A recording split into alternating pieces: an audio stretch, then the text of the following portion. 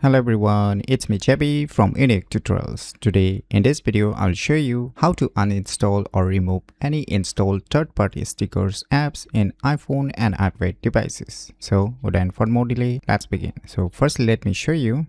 So you can see I have installed one stickers application named as Image Stickers for iMessages. So let me try to search for this install application. So you can clearly see the search result is not showing up any application even in the search list. So in order to uninstall or remove any installed third-party sticker apps, what you need to do is just open the settings and just scroll down below. Now you'll see your apps, just click on it. Now just scroll down below again. Now just click on this messages. Now once again scroll down below again. Now you'll see here one option, iMessages apps. Just click on it.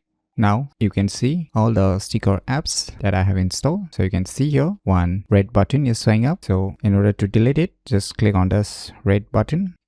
Now you can see a delete option is showing up. Just click on this delete.